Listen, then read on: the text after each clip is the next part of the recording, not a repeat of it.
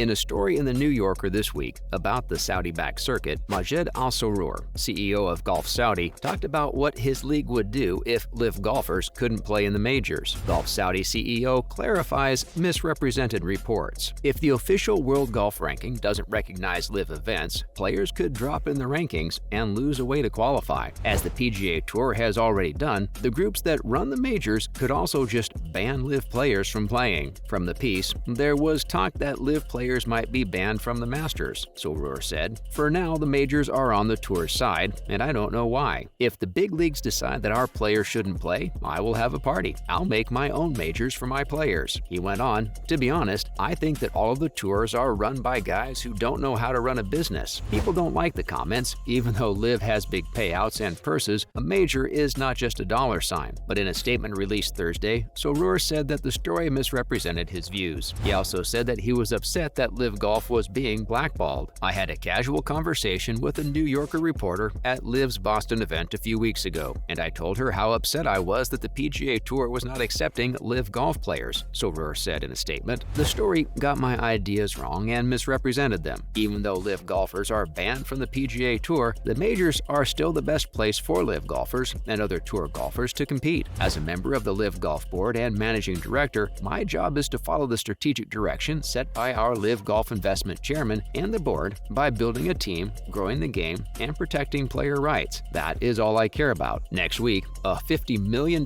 team championship will end the first season of LIV Golf. It will be held at Trump Doral, examining the future of LIV Golf as its polarizing inaugural season comes to a close. During Wednesday's pairing selection at the LIV Golf Team Championship, which was held in the Ivanka Trump Ballroom at Trump National Doral Golf Club, 8 team captains sat in front of a group of reporters while a moderator announced the matches. The higher-seeded teams were allowed to choose their opponents. After Brooks Koepka, a 4-time major winner, said that his Smash GC team would play Niblick's GC, the 12th seed, Bubba Watson, a 2-time Masters winner and non-playing captain for Niblick's, was asked about the matchup. Watson told Koepka, who was sitting at the other side of the dais, "I'm not worried." The 6th-seeded Majestic's GC was up next. They chose to play the 9th-seeded Ironhead's GC, which is led by Kevin Na, a 5-time PGA Tour winner. Well, I figured Kevin and I hit it really short, and we could just hold hands down every fairway, so if I pick one of the other boys, they're going to be 50 yards in front, and it's going to be a pretty miserable day, Majestic's GC captain Ian Poulter said. When asked about Poulter's great career record in singles matches, Na said,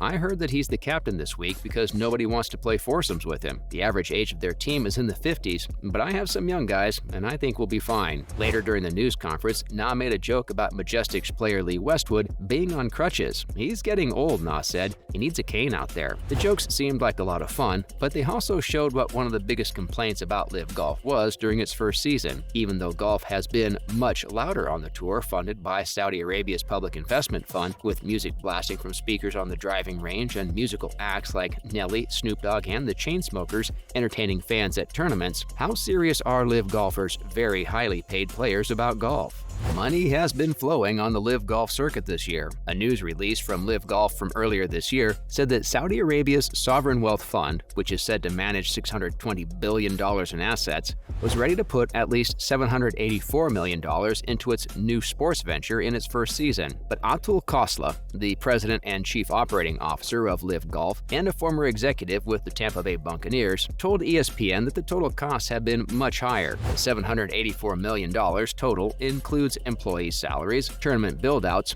and production costs for showing LIV events on social media and the company's website. That number doesn't include the players' guaranteed multi-year contracts, which could add up to at least a third of that amount. Along with DeChambeau's huge contract, the PIF is said to have given as much as $200 million to Phil Mickelson, who's won 6 majors, at least $150 million to Johnson, and at least $100 million to Cameron Smith, who won the Open Championship last year. Officials from LIV Golf wouldn't talk about the players' contracts. Khosla said that spending so much to get players to leave the PGA Tour was just the cost of doing business. On Thursday, when former U.S. President Donald Trump walked off the 18th green at a golf course he owned for the LIV Golf Pro-Am, he praised the Saudis for their work in men's professional golf. Trump also said that top PGA Tour players could still be lured away by LIV Golf. He held the 3rd LIV Golf event on his golf course in Bedminster, New Jersey. There's also talk that Trump National, which is near Washington, D.C., will be added to the LIV Golf schedule schedule for the next season. Koepka says that LIV Golf is not some kind of college football NIL group that spends millions of dollars on players who don't care about their money. Koepka knows that the Saudis will want a return on their money at some point. How quickly LIV Golf can generate at least a fraction of the money it's spending remains to be seen.